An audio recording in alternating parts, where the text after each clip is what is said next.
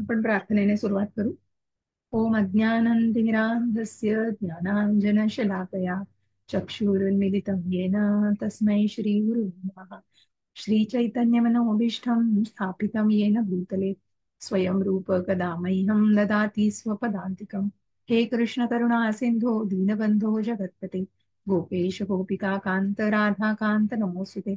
तप्त काञ्चन गौराङ्गी राधे वृन्दावनेश्वरी वृषभानुसुते देवी प्रणमामि हरिप्रिये. नमो विष्णुपादाय कृष्णपृष्ठाय भूतले श्रीमते भक्तिवेदान्त स्वामिन् इति नामिने. नमस्ते सरस्वते देवे गौरवाणी प्रचारिणे निर्विशेष शून्यवादी पाश्चात्य देशतारिणे.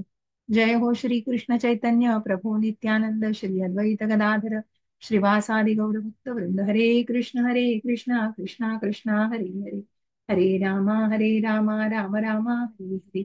हरे कृष्णा कृष्णा कृष्णा हरे हरे हरे राम राम राम हरे हरे.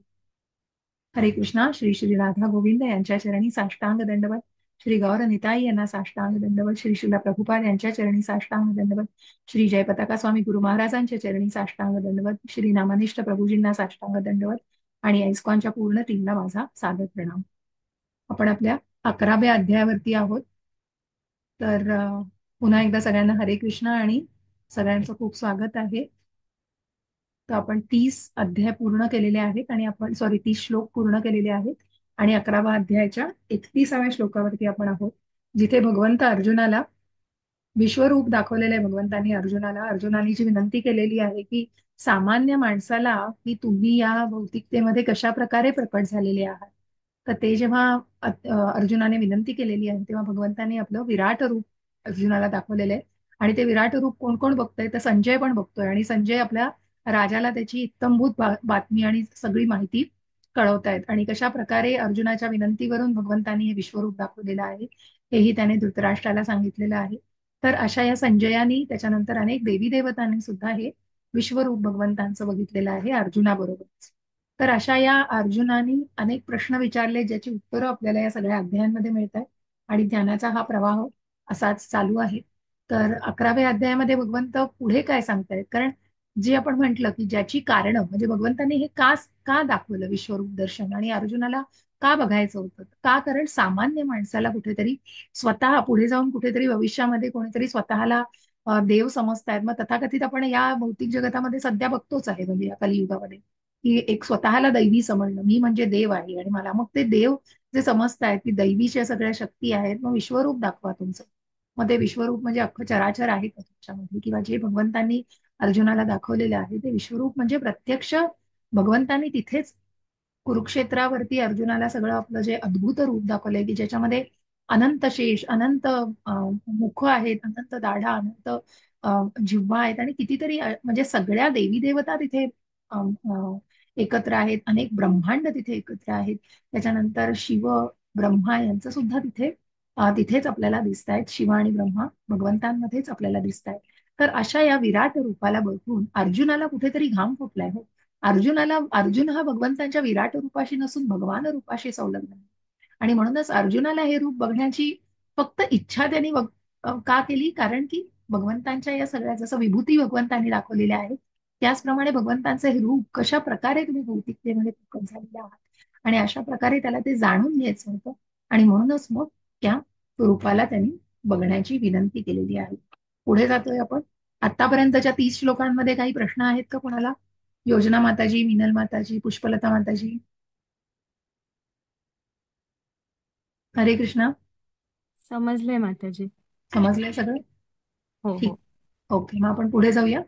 आख्याही मे को भवान उग्ररूपो नमोस्तु ते देव वर प्रसीद विज्ञातुमिच्छामि भवन्तमाद्यं न हि प्रजानामि तव प्रवृत्तिम्. अनुवाद वाचायचा आहे का कोणाला? योजना माताजी. वाचते माताजी. हा. हे हरे. देवादिदेव हे देवादिदेव, कृपया मला सांगा की उग्र रूपधारी तुम्ही कोण आहात. मी तुम्हाला प्रणाम करतो. कृपया माझ्यावर प्रसन्न व्हा. तुम्ही आदिपुरुष आहात. मी तुम्हाला जाणू इच्छितो, कारण मला तुमचे प्रयोजन माहीत नाही. हरे कृष्ण. हरे कृष्ण. अर्जुनाला भगवंतांनी अर्जुनाला कन्व्हिन्स कुठेच करायचं काही गरज नव्हती, कारण भगवंतांना त्यांनी जाणलेलं होतं. पण हे जे जेव्हा विश्वरूप भगवंतांचं बघितलं तेव्हा मात्र तो असा काय म्हणतात ना त्याला, म्हणजे दुसऱ्या अध्यायामध्ये अर्जुन असा पूर्णपणे हे झालेला आहे, म्हणजे अगदी गलित गात्र झालाय आणि त्याला हे युद्धच करायचं नाही. कारण तो कुठेतरी असमंजस झालेला आहे, त्याला खूप कन्फ्युज स्टेज आहे ती त्याची. पण आत्ता अर्जुनाची परिस्थिती काय आहे? तर अर्जुन आत्ता हा अशा भरून आलेले भारून गेलेला आहे अर्जुन त्या रूपाने, की कोण आहेत भगवंत. आणि हे सगळं जेव्हा बघतोय तेव्हा तो त्या अद्भुत आश्चर्याने त्याला खूप गाम फुटलाय. आणि ते रूप तो बघू शकत नाही, इतकं ते उग्र रूप आहे, कारण तो रुद्र असं भगवंतांचं रौद्र रूप आहे ते. आणि म्हणून मग अर्जुन भगवंतांना विचारतो की हे उग्र रूपधारी तुम्ही कोण आहात? मी तुम्हाला प्रणाम करतोय, माझ्यावर प्रसन्न व्हा, कारण हे रूप त्याला बघवत नाही. आणि म्हणूनच मग मी तुम्हाला जाणू इच्छितो, कारण मला तुमचं प्रयोजन माहिती नाहीये की काय आहे नक्की आणि कशा प्रकारे हे सगळं चराचर तुमच्यामध्ये दिसतंय. तर अशा या रूपाला बघितल्यानंतर मग भगवंत अर्जुनाला सांगतायत, का आलो श्री भगवान वाच, का आलोस्मी लोकक्षय प्रवृत्त क्षय प्रवृद्धो लोकान् समाहर्तुमिह प्रवृत्तः ऋतेऽपि त्वां न भविष्यन्ति सर्वे येव स्थितः प्रत्यनीकेषु योधः. येस. हरे कृष्णा. मीनल माताजी. हॅलो, आवाज ऐकू येतोय? येतोय येतोय. हरे कृष्ण. श्री भगवान म्हणाले, जगतांचा विनाश करणारा काळ मी आहे आणि सर्व लोकांचा संहार करण्यासाठी मी या ठिकाणी आलो आहे.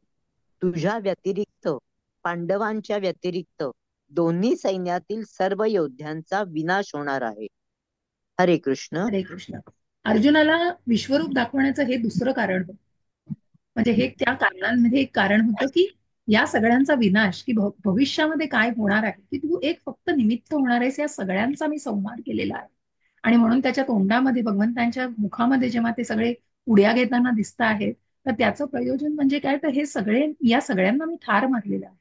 आणि म्हणूनच भगवंत अर्जुनाला सांगता आहेत, की ज्याचा काही संदर्भ सुद्धा आहे, की आपला मित्र आणि स्वयं भगवान आहेत हे जरी अर्जुनाला माहित असलं, की श्रीकृष्ण हे प्रत्यक्ष अर्जुनाचे काय म्हणतात सखे आणि लाडके मित्र त्यांचे आहेत, आणि अर्जुन भगवंतांचा लाडका भक्त आहे, तरी श्रीकृष्णांनी प्रकट केलेल्या या विविध रूपांमुळे तो गोंधळून गेलेला आहे. आणि म्हणून मग तो विचारतोय की या प्रलयकारी शक्तीचं वास्तविक प्रयोजन काय आहे. तर याचा संदर्भ इथे आपल्याला मिळतोय कठोपनिषदामध्ये, स्कंद 1 अध्याय 2 आणि 25व्या श्लोकामध्ये, यस्य ब्रह्मच क्षत्रम च उभे भवत ओदनः मृत्युर्यस्योपसेचेनं क इत्था वेद यत्र सहा. अखेरीस सर्व ब्राह्मण, क्षत्रिय व इतर सर्वजण भोजनाप्रमाणे भगवंतांद्वारे भक्षिले जातात. भगवंतांचे हे रूप सर्व भक्षी राक्षसाप्रमाणे आहे. आणि या ठिकाणी श्रीकृष्ण स्वतःला सर्व भक्षक काळाच्या रूपामध्ये प्रस्तुत करतात. पांडवांव्यतिरिक्त युद्धभूमीवरील उपस्थित असणाऱ्या प्रत्येकाचा भगवंतांकडून संहार होणार. युद्ध करण्यास अर्जुन अनुकूल नव्हता आणि युद्ध न करणे हेच उत्तम असल्याचे त्याला वाटत होते, कारण यामुळे निराशा तरी वाटणार नव्हती. पण याला उत्तर म्हणून भगवंत सांगतात की तू जरी युद्ध केलं नाहीस तरी यापैकी प्रत्येकाचा नाश होणार आहे, कारण ही माझी योजना आहे. जर अर्जुनाने युद्ध थांबवले असते तर त्याचा मृत्यू अन्य प्रकारे होणार. जरी त्याने युद्ध केले नाही तरी मृत्यूला अडवणे शक्य नव्हतं. वास्तविकपणे त्यांचा मृत्यू आधीच झाला होता. काळ हा संवारक आहे आणि सर्व अभिव्यक्तींचा भगवंतांच्या इच्छेने विनाश होणार आहे, हाच प्रकृतीचा नियम आहे. भगवंतांच्या इच्छेशिवाय गवताचं पात्र देखील हलत नाही. भगवंतांच्या इच्छेनेच, भगवंत त्यांच्या इच्छेने इथे प्रकट होत आहेत आणि इच्छेनेच तिथून निघून जातात. आणि म्हणून या भगवंतांच्या इच्छेने संवार करता इथे कुठेतरी भक्षक जे असतं ना, एखादी राक्षस कशा सगळ्यांना गिळतायत, तशाप्रमाणे भगवंत सगळ्यांना गिळत होते आणि त्यांचा मृत्यू तिथे अटळ होता. आणि म्हणून अर्जुनाने जरी म्हटलं मी युद्ध नाही करायचंय, त्याचा मृत्यू टळणार नव्हता, कारण मृत्यू हे जन्म मृत्यू जरा व्याधी हो, हे दुःखालय अशाश्वत नाही.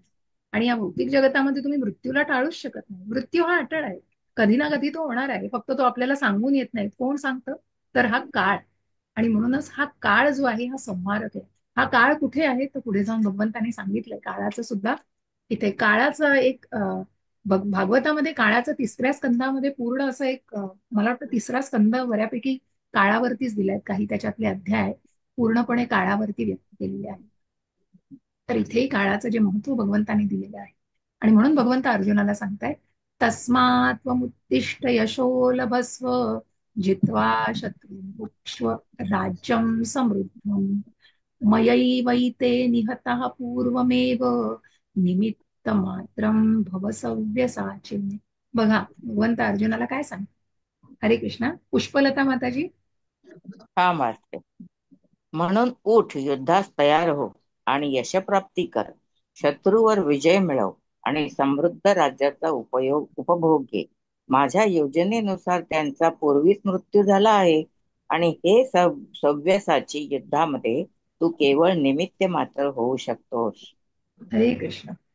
हरे आणि कृष्ण. म्हणून इथे सव्यसाची म्हणजे कोण, की जो निपुण आहे, जो धनुर्धर आहे, उत्तम धनुर्धर तर आहेच अर्जुन, आणि म्हणून त्याला सव्यसाची, की जो धनुष्य कशाही प्रकारे चालवू शकतो आणि म्हणूनच युद्धभूमीवर जो निपुणतेने बाण सोडू शकतो, त्याला इथे सव्यसाची म्हणून भगवंतांनी त्याला सव्यसाची म्हणून संबोधलेलं आहे. कारण शत्रूंना मारण्याकरता बाण सोडण्यामध्ये तो अत्यंत निपुण होता. आणि म्हणून अर्जुनाला भगवंत म्हणताय, तू फक्त निमित्त आहेस. जसं एखादी उदाहरण द्यायचं झालं, की एखादी सर्जन ऑपरेशन करतोय, ते ऑपरेशन करताना वापरण्यात येणारे इन्स्ट्रुमेंट हे निमित्त आहे हो, पण मेन सर्जन कोण आहे, तो डॉक्टर आहे, तोच त्यांचं ऑपरेशन करतो. आणि त्याचप्रमाणे तू भगवंतांच्या हातातलं एक साधन आहेस, आणि म्हणून तू फक्त निमित्त मात्र हो. निमित्त मात्र हा शब्द अत्यंत महत्वपूर्ण आहे, कारण संपूर्ण जगताचं संचलन भगवंतांच्या योजनेनुसार होत असते. म्हणून इथेही भगवंतांनी तेच दिलेलं आहे, की ही प्राकृत सृष्टी म्हणजे जीवांना स्वगृही भगवतधामात परत जाण्याची संधीच आहे. जोपर्यंत त्यांच्यामध्ये अधिकार गाजवण्याची प्रवृत्ती आहे, तोपर्यंत ते भौतिक प्रकृतीवर अधिकार गाजवण्याचा प्रयत्न करतात, आणि यामुळेच ते बद्ध झालेले असतात. का? कारण हे मी केलंय, हे माझं आहे, माझ्यामुळे आहे. मग माझ्यामुळे आहे तर त्या कर्माचे उपभोग घ्या, कर्माचे फळ उपभोगा, आणि त्याच्याबरोबर त्याचे भोगही भोगा. पण जर ते भगवंतांना अर्पण केलं तर ती बद्ध करू शकत नाहीत, नाहीतर तो बद्ध आत्मा झालेला असतो. पण भगवंतांची योजना, तथापि तो भगवंतांची योजना जाणतो, तो कृष्ण भावनेची जोपासना करतो, तो बुद्धिमान व्यक्ती. भौतिक सृष्टीची उत्पत्ती आणि प्रलयकारी क्रिया परमेश्वराच्या मार्गदर्शनाखाली होतात. म्हणून कुरुक्षेत्राचे युद्ध हे परमेश्वराच्याच योजनेनुसार लढले गेले. अर्जुन युद्ध करण्याचे नाकारित होता, परंतु भगवंतांच्या इच्छेनुसार त्याला युद्ध करण्यास सांगण्यात आले. भगवंत म्हणून म्हणतात, हे युद्ध तू माझ्यासाठी कर, तेव्हाच तू सुखी होऊ शकेल, जेव्हा तो भगवंतांसाठी युद्ध करेल. जर मनुष्य पूर्णपणे कृष्ण भावना भावित असेल आणि त्याचे जीवन भगवंतांच्या दिव्य सेवेमध्ये असेल, तर तो परिपूर्ण पुरुष म्हटला पाहिजे. तो परिपूर्ण पुरुष होय. कृष्ण भावना महत्वाची आहे, ती भावना अत्यंत महत्वाची आहे, जी स्वतःमध्ये जोपासून पूर्णपणे मेंटेन करून, तसं आत्मसात करून, तसं जगता आलं पाहिजे. हे महत्वाचं आहे. सोपं आहे हो, सांगणं सोपं आहे, तुम्ही कृष्ण भावना भावित व्हा, किंवा कृष्ण भावना भावित आंतरराष्ट्रीय कृष्ण भावना भावित संघटनेशी तुम्ही जोडलेले आहात, पण नुसतेच जोडलेले आहात का ते आत्मसात करताय हो? ती कृष्ण भावना आत्मसात करताय. तो प्रयत्न करणं हे सुद्धा आपल्या हातात आहे, आणि हा मनुष्य जन्म म्हणूनच मिळालाय, की कुठेतरी आपण हा प्रयत्न करू शकतो. नाही तर कुत्र्या मांजऱ्यासारखं म्हणतात ना, कारण त्या कुत्र्या मांजऱ्यांना नसतं हो काही याचं, त्यांना ती बुद्धिमत्ता नाहीये की एकादशीला केळच खावं आणि हाड मांस खाऊ नये, हे त्यांना कळत नाही. कारण त्याला नसतं. त्यानंतर त्यांची मुलंही मोठी झाली की आई वडील त्यांच्यामध्ये हे ठेवलंय ते ठेवलंय, म्हणजे एक कुठेतरी त्या भावना तितक्या पातळीवर त्यांच्यामध्ये नसतात, आणि म्हणूनच ती बुद्धिमत्ता माणसाला वेगळं काढत असते. द्रोणं च भीष्मं च जयन्द्रथं च कर्णं तथा ज्ञानपिरोध वीरान् मया हतास्त्वं जहिमा व्यधिष्ठा युध्यस्व जेतासि रणे सपत्नान्. हरे कृष्णा. योजना माताजी. हरे कृष्ण. द्रोण, भीष्म, कर्ण आणि इतर महान योद्ध्यांना मी पूर्वीच मारलेले आहे, म्हणून तू त्यांचा वध कर आणि व्यथित होऊ नको. केवळ युद्ध कर, यामुळे युद्धामध्ये तू शत्रूवर विजय प्राप्त करशील. हरे कृष्ण. हरे कृष्ण. त्यामुळे तू जास्त आता विचार करू नको. तू असा विचार न करता जे भगवंतांनी सांगितलंय, तू शरीर नाही आत्मा आहेस. हा आत्म्याचं तू काहीही करू शकणार नाहीस. तुझे हे जे काही धारधार शस्त्र आहेत ते आत्म्याला काही करू शकणार नाही. त्याच्यामुळे तू उठ, निर्भयतेने दृढतेने तू युद्ध कर. प्रत्येक जण कृष्ण भावना भावित कर्म करू शकेल. की कशा प्रकारे दिलंय, की प्रत्येक योजना ही भगवंतांनी केलेली असते, परंतु आपल्या भक्तांवर भगवंतांची इतकी विशेष कृपा असते की जे भक्त त्यांच्या इच्छेनुसार त्यांच्या योजना कार्यान्वित करतात त्या भक्तांनाच भगवंत सारं श्रेय देतात. म्हणून भक्त भगवंतांसाठी विशेष आहे. तो भगवंतांनी सगळ्यांना स्वीकारलेले. भगवंत सगळ्यांचं रक्षण करणार, तिथे कुठेच भेदभाव नाहीये. पण विशेष कोण आहे? भक्त विशेष आहे. आणि म्हणून जीवनाचं रहाट गाडगं अशा पद्धतीने चालवावं जेणेकरून प्रत्येक जण कृष्ण भावना भावित कर्म करू शकेल आणि आध्यात्मिक गुरुच्या माध्यमाने भगवंतांना जाणू शकेल. कारण ते माध्यम आहे की मला मला सगळं कळतंय, पण ज्ञान कुठून मिळणार? तर त्या आध्यात्मिक करून जो उत्तम आध्यात्मिक गुरु आहे, जो 360 अंशातून तुम्हाला विचार करून त्याबद्दल सांगू शकेल, तो उत्तम आध्यात्मिक गुरु तुम्हाला भगवंतांशी जोडून देणार. भगवंतांची इच्छा केवळ त्यांच्या कृपेनेच जाणता येते. कारण तिथे कुठेतरी त्यांनी त्याचं निश्चितच कुठेतरी प्रचिती आलेली असते त्यांना, आणि निश्चितच त्यांना ते सगळं दिसलेलं असतं, आणि म्हणून ते आपल्याला त्यांच्या माध्यमातूनच कळू शकतं. आणि म्हणून भक्तांची योजना हीच भगवंतांची योजना असते. मनुष्याने अशा भगवंतांच्या योजनांचे अनुसरण करावे आणि जीवनाच्या संघर्षात यशस्वी व्हावे. या या उत्तम आध्यात्मिक गुरुचं मार्गदर्शन घेऊन त्यांच्या पावलावर पाऊल ठेवून वागावं, म्हणजे त्यांचं अनुसरण करावं. You have to follow them, not copy them. जसं जसं देवासारखं आपण होऊ शकतो, म्हणजे देवासारखे आपण आध्यात्मिक आहोत म्हणून आपण देव बनलो असं नाहीये. हो, तुम्ही ते अनुसरण करा, भगवंतांच्या ज्या काही प्रिन्सिपल्सचं, तत्वांचं अनुसरण करा. मग संजय पुन्हा राजाला काय सांगतात धृतराष्ट्राला आपल्या, एतच्छ्रुत्वा वचनं केशवस्य कृतानल्वेर कृताञ्जलिर्वेपमानः किरीटी नमस्कृत्वा भूय एवाह कृष्णं भीतः प्रणम्य. हरे कृष्णा. मीनल माताजी. हरे कृष्ण. संजय धृतराष्ट्राला म्हणाला, हे राजन, भगवंतांकडून हे वचन ऐकून थरथर कापणाऱ्या अर्जुनाने हात जोडून पुन्हा पुन्हा नमस्कार केला. अत्यंत भयभीत झालेला अर्जुन सद्गदित स्वरात भगवान श्रीकृष्णांना असे म्हणाला, हरे कृष्ण. आणि म्हणून तिथे भगवंतांना अर्जुन गोंधळलेला दिसतोच आहे. अर्जुनाने पुन्हा पुन्हा त्या रौद्र रूपाला, त्या उग्र रूपाला भगवंतांच्या प्रणाम केलेला आहे. आणि सद्गतीत स्वराने तो भगवंत, कारण तो कुठेतरी त्याला घाम फुटलेला आहे, त्याची गात्र अशा प्रकारे, कारण तो भयभीत म्हणण्यापेक्षा त्या अद्भुत रूपाने तो अतिशय आश्चर्यचकितपणे भयभीत झालेला आहे. आणि म्हणून आश्चर्यचकित भक्त या नात्याने तो भगवंतांची स्तुती करायला लागतोय. कारण इतकं सगळं विराट रूप, आणि याच्यामध्ये या सगळ्याचा इतक्या त्या मोठ्या इतके असंख्य मुख, असंख्य दाडा, असंख्य असं अकराळ विक्राळ ते रूप भगवंतांचं बघितलं. पण ते बघूनच अर्जुन म्हणतोय, अर्जुन वाच स्थाने ऋषिकेश तव प्रकीर्त्या जगत प्ररुष्यत्यनुरज्यते च रक्षांसि भीतानि दिशो द्रवन्ति सर्वे नमस्यन्ति च सिद्धसंगा. हरे कृष्णा. योजना माताजी. हरे कृष्ण. तुम्ही वाचू का? हा, वाचा माताजी, चल. अर्जुन म्हणाला, हे ऋषिकेश, तुमच्या नामश्रवणाने संपूर्ण जगत उल्लासित होते आणि सर्व लोक तुमच्यावर अनुरक्त होतात. सिद्ध पुरुष जरी तुम्हाला नमस्कार करीत असले तरी राक्षस भयभीत होऊन इतस्तता पळत आहेत. हे सर्व योग्यच घडत आहे. हरे कृष्ण. हरे कृष्ण. आणि म्हणूनच इथे कसं आहे की राक्षस घाबरले, तो जरी देवांना सुद्धा कुठेतरी भयभीत झालेले आहेत. सिद्ध पुरुष जरी तुम्हाला नमस्कार करतायत, कारण ते कुठेतरी भगवंतांच्या त्या उग्र रूपाला कुठेतरी शांत करण्याचा प्रयत्न करतात. ओम या मंत्राचा वापर करून, जसं आपण मग आधीच्या काही श्लोकांमध्ये वाचलं की देव अनेक आहेत की जे भगवंतांना शांत करण्याचा प्रयत्न करत आहेत, कारण ते जे उग्र रूप आहे भगवंतांचं, अकराळ विक्राळ रूप आहे. पण ते बघून घाबरतंय कोण? राक्षस. जसं धृतराष्ट्राच्या चेहऱ्यावर पण आपल्याला दिसतं, कारण धृतराष्ट्राच्या मनात राक्षसच आहे, कपट आहे सगळं. आणि म्हणून अशा प्रकारे अशी लोक नक्कीच भगवंतांना घाबरणारे. का आपण नेहमी म्हणतो ना, जनाची नाही तर मनाची स्वतःला, कारण शेवटी ते मन तुम्हाला खात. आणि म्हणून ते जे मन आहे त्याला तुम्ही नीट प्रामाणिकपणे व्यवस्थितपणे जर माइंड नाही केलं, ट्रेन नाही केलं. आपण बघतो आहोत की कशा प्रकारे हे त्रिगुणांचा प्रभाव असलेले, मग त्या धृतराष्ट्रांच्या मुलाचीही तीच कथा आहे. आणि त्याच्या स्वतःच्याच मनात कपट असल्यामुळे तो पांडवांना कुठेतरी वेगळं उल्लेखित करीत होता आणि पहिल्या श्लोकातच आपण त्याला जाणून घेतलेलं आहे. असं या कपट असलेल्या धृतराष्ट्रासारखे जे काही राक्षस आहेत ते मात्र भयभीत झालेले. श्रीकृष्ण हे भक्तांचे पालन करता आहेत, अनिष्टांचा नाश करणारे आहेत. या गोष्टीला त्याने दुजोरा दिला. कोणी दिला तर अर्जुनाने निश्चित सांगितलेलं आहे. त्यांच्या कृती सर्वांसाठीच हितकारक असतात. एक सेकंद द्या.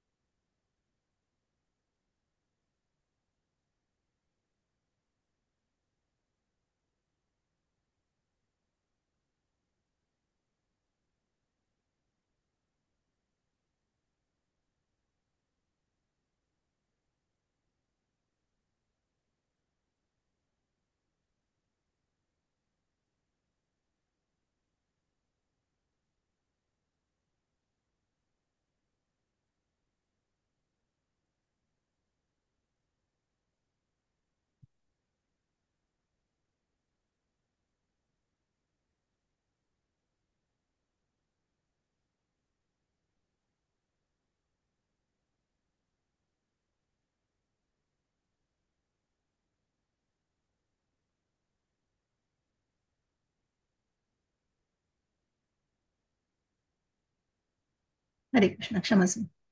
तर अशा प्रकारे कुरुक्षेत्रावर जेव्हा युद्ध चालू असतं आणि म्हणूनच हे भक्तांचे पालन करता, कारण आपण बघितलं परित्राणाय साधूनाम विनाशायच दुष्कृता धर्म संस्थापनार्थाय संभवामी युगे युगे. त्या भक्तांचं रक्षण करण्यासाठी आणि अनिष्टांचा म्हणजे दुष्टांचा नाश करण्यासाठीच भगवंत या प्रत्येक युगामध्ये अवतार घेतात. आणि या गोष्टीला अर्जुनाने दुजोरा दिलेला आहे. त्यांच्या कृती सर्वांसाठीच हितकारक असतात. या ठिकाणी अर्जुनाला समजले की जेव्हा कुरुक्षेत्रावरील युद्ध सुरू होत आहे तेव्हा आकाशामध्ये अनेक देवदेवता, सिद्धगण, उच्चतर लोकातील बुद्धिमान लोक उपस्थित होते आणि युद्धभूमीवर श्रीकृष्ण उपस्थित असल्यामुळे ते सुद्धा युद्धाचं निरीक्षण करीत होते. अर्जुनाने जेव्हा विश्वरूप पाहिले तेव्हा सर्व देवता सुद्धा आनंदित झाल्या आहेत. बघा, सर्व देवता आनंदित झाल्या कारण त्यांनी भगवंतांचं हे विराट रूप बघितलंय. पण इतर नाक्षस आणि नास्तिक इत्यादी मात्र भगवंतांची स्तुती ऐकू शकले नाहीत. कारण का? कारण ते भगवंतांना मत्सर करतात.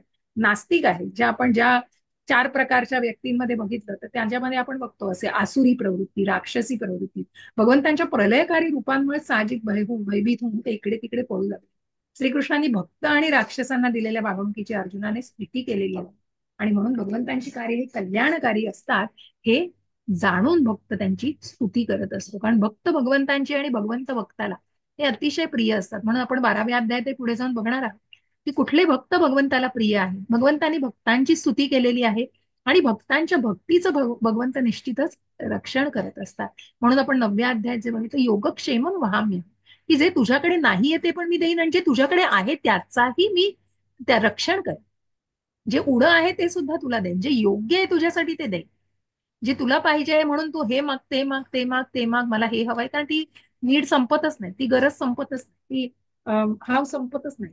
पण भगवंत योग्य आहे ते नक्कीच करतात आणि म्हणूनच भगवंत भक्ताचीही विशेष काळजी घेतात हे आपण निश्चित याच्यात जाणतोय. म्हणून भक्तीचा मार्ग आणि भक्ताबद्दल जेव्हा आपण जाणतो, कारण भक्त हा भगवंतांना निश्चितच प्रिय असतो. मग असे वेगवेगळ्या प्रकारचे भक्त की भगवंतांनी त्याच्यातही ऑप्शन्स दिले आहेत. मग तू असं नाही करू शकत, असं नाही करू शकत, ते आपण 12व्या अध्यायात छान प्रकारे जाणून घेऊया. पुढे जाऊन बघतायत असं म्हटलं जाते कस्माच तेन नमेंद्र महात्मन गरीयसे ब्रह्मण आदिकत्रै अनंत देवेश जगन्निवास त्वमक्षरम सदसत तत्परम यत्. हरे कृष्णा. कोण वाचणार? हरे कृष्ण. वाचा माझी जना. हे महात्मन, ब्रह्मदेवांपेक्षाही श्रेष्ठ असे आदी सृष्टीकर्ते तुम्ही आहात. तर मग त्यांनी तुम्हाला का बरे आदरपूर्वक नमस्कार करू नये? हे अनंता, हे देवादिदेव, हे जगन्निवास, या भौतिक सृष्टीच्या पलीकडे असणारे तुम्ही परम अविनाशी सर्व कारणांचे कारण आहात. हरे कृष्णा. हरे कृष्ण. मग इथे जी सांगितलेलं आहे की ब्रह्मदेवांपेक्षाही श्रेष्ठ, कारण आपण जे बघतो गर्भोदकशाही विष्णू त्यांच्या नाभीतून जे कमळ आलेले आहेत त्याच्यावरती ब्रह्मा विराजमान आहेत आणि जे सृष्टीची निर्मिती करतायत. पण बीज देणारे पिता कोण आहे? भगवंत. आणि म्हणून ज्या पुरुष अवताराला आपण जेव्हा बघतो कर्णोदकशाही विष्णू, गर्भोदकशाही विष्णू आणि क्षीरोदकशाही विष्णू, ह्या भगवंतांची तत्व आहेत ज्या प्रत्येक ब्रह्मांडामध्ये आणि प्रत्येक हृदयामध्ये त्या प्रत्येक जीवाच्या हृदयामध्ये जे वसलेले आहेत ते क्षीरोदकशाही विष्णू आहेत. आणि म्हणून इथे आपण बघतो आहोत की ब्रह्मदेव हे सृष्टीचे पिता आहेत, पण दुसरे पिता आहेत, दुसरे क्रिएटर आहेत. आणि म्हणून त्यांच्यापेक्षा श्रेष्ठ कोण आहेत तर आधी सृष्टी करते जे भगवंत आहे, ज्यांच्या आज्ञेने भगवंतांनी ही सृष्टी निर्माण केलेली आहे. असे नारायण, असे विष्णू, हे भगवंत हे ब्रह्मदेवांपेक्षाही श्रेष्ठ आहेत. ज्या शंकरांना, ज्या सदाशिवांना, ज्या शिवांना सुद्धा आपण भगवंतांमध्येच बघतो, ज्यांनी भगवंतांची स्तुती केलेली आहे, जे भगवंतांवर ध्यान करीत आहेत. ब्रह्मदेवांनी भगवंतांची स्तुती केलेली आहे. मग ते का आदरपूर्वक नमस्कार करू नये? कारण हे जे अद्भुत रूप आहे हे कुणाचंच तुम्ही बघत नाही, हे फक्त भगवंतांनी दाखवलेलं आहे. हे विराट रूप ते कुणाही तर तुम्ही आठवा बरं, भगवंतांनीच हे रूप 3 वेळा दाखवलेलं आहे. मग आधी याच्याही आधी यशोदा मातेला ब्रह्मांड दाखवलंय, आपल्या तोंडामध्ये माती खाल्ली आहे म्हणून जेव्हा यशोदा माता बघते तेव्हा ती तिथेच चक्कर येऊन बघते, कारण त्या ब्रह्मांडाचं सगळं दर्शन त्यांना मिळतं. पण इथे तर अनेक ब्रह्मांड एकत्र करून मग दुर्योधनालाही दाखवलं, पण त्याची तर काय, त्याचे डोळे झाकलेलेच होते, म्हणजे त्याचे डोळे बंदच होते. त्यामुळे तो म्हणतो ना त्याला की सगळं विनाशकाले विपरीत बुद्धी असा होता त्याचा प्रकार. पण इथे अर्जुनाला जे हे रूप दाखवलं जाते हे मात्र अत्यंत अद्भुत आहे. आणि असं कधीही दाखवलं गेलं नाही, कधीही दाखवलं जाणार नाही, इतकं हे अद्भुत आणि अनंत असं विराट रूप आहे भगवंतांचं. आणि म्हणून मग अर्जुन भगवंतांना म्हणतोय की हे यांच्यापेक्षा श्रेष्ठ असणारे तुम्ही, मग हे त्यांना तुम्हाला नमस्कार करतायत त्याच्यात काहीच गैर नाही. आणि म्हणून मग अर्जुनाने भगवंतांना हे सांगितलंय की ब्रह्मा आणि शिव सुद्धा तुमची स्तुती करतात.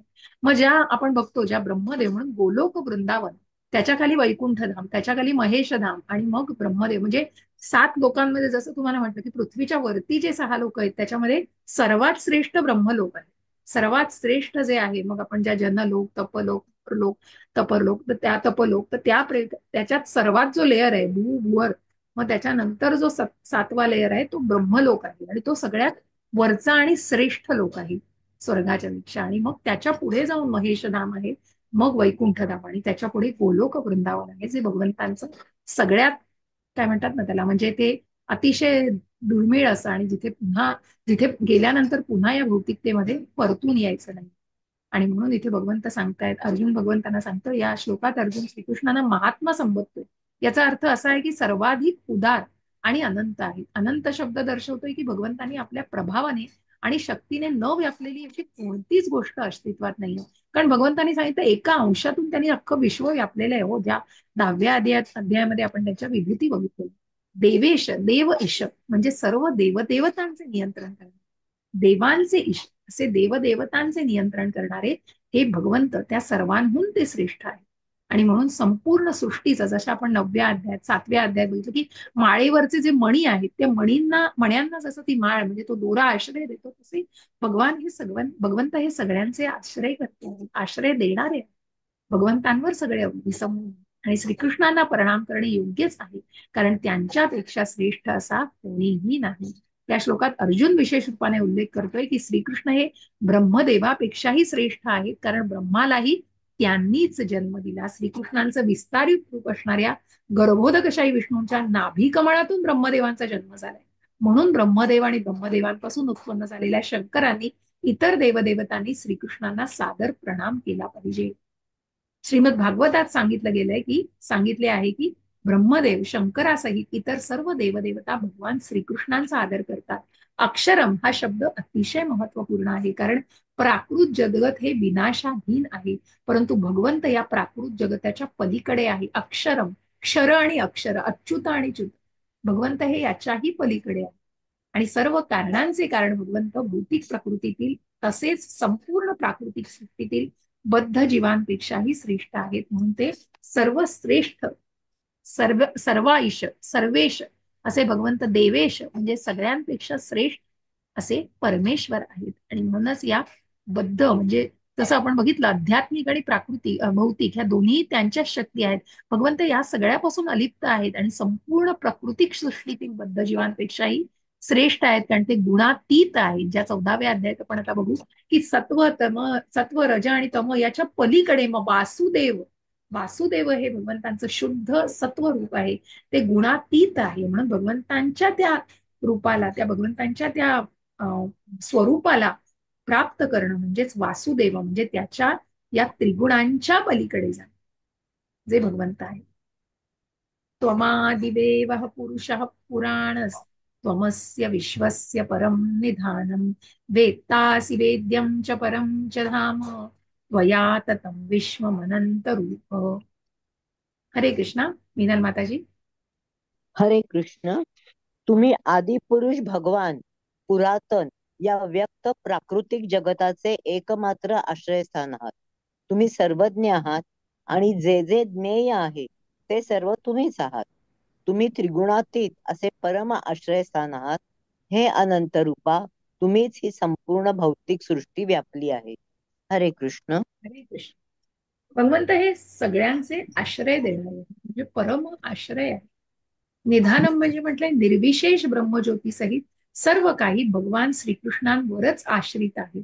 या जगतामध्ये घडत असणाऱ्या घटनांचे ते ज्ञाता आहेत आणि ज्ञानाला अंत असेल तर त्या सगळ्यांचा अंत म्हणजे भगवंत आहे. तेच सर्व ज्ञानाचा अंत. म्हणून वेदांत, वेदांचा अंत. वेदांना जाणलंय पण भगवंतांनाच जाणलं नाही तर काय उपयोग आहे त्या वेदांचा, त्या अभ्यासाचा काय उपयोग. म्हणून तेच ज्ञेय आणि तेच ज्ञाता पण आहे की ज्ञाताही ते आणि त्या ज्ञानाचं ध्येयही भगवंतच आहे.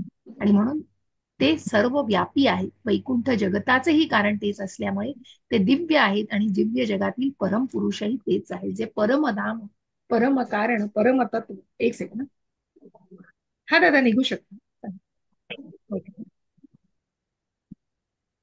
वायुर्यमोऽग्निर्वरुणः शशाङ्कः. एकटा बॅटरी लो झाली.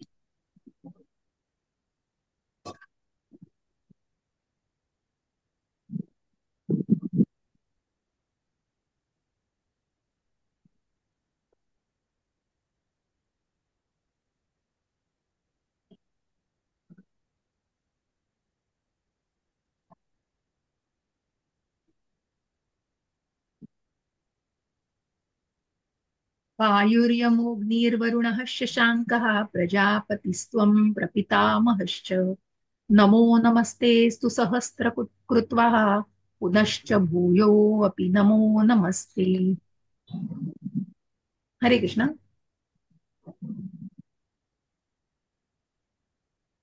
पुष्पलता माताजी वाचू शकता तुम्ही? हा वाटतो बस. तुम्ही वायू आहात. परम नियंता अग्नी, जल आणि चंद्र देखील तुम्हीच आहात. तुम्ही आदी जीव ब्रह्मदेव तसेच प्रपितामहही तुम्हीच आहात. म्हणून माझा तुम्हाला सहस्त्रशः नमस्कार असतो आणि पुन्हा पुन्हा मी तुम्हाला नमस्कार करतो.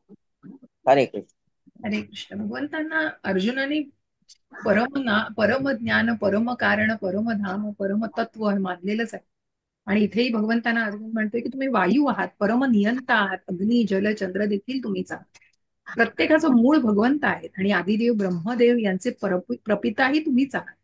आणि म्हणून भगवंतांना अर्जुन नमस्कार करत आहे.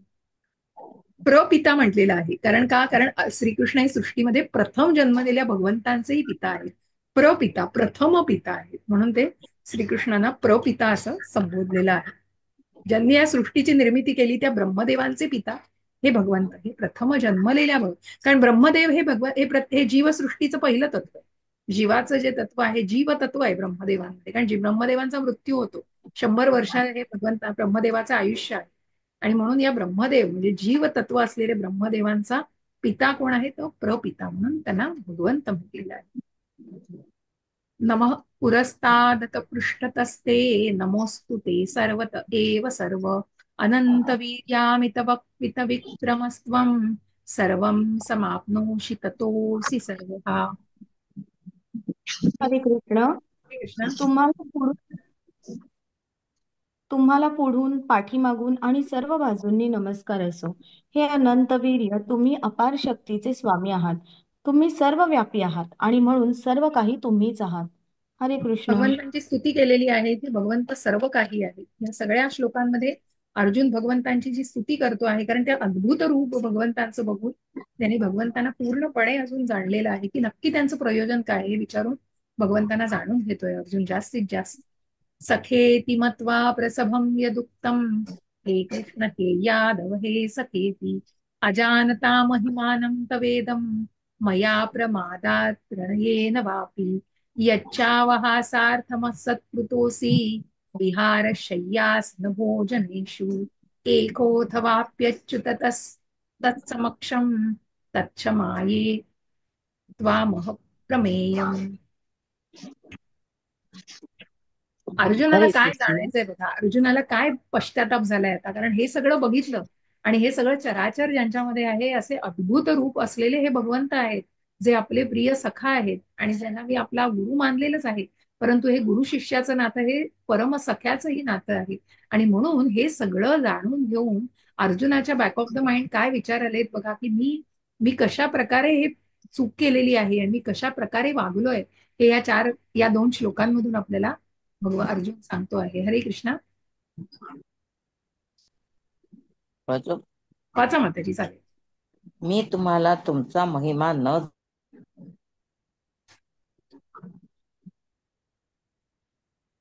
आवाज तुमचा जातोय. हरे कृष्णा. वाचू वा का? प्रमादाने मी जे काही केले असेल याबद्दल कृपया मला क्षमा करा.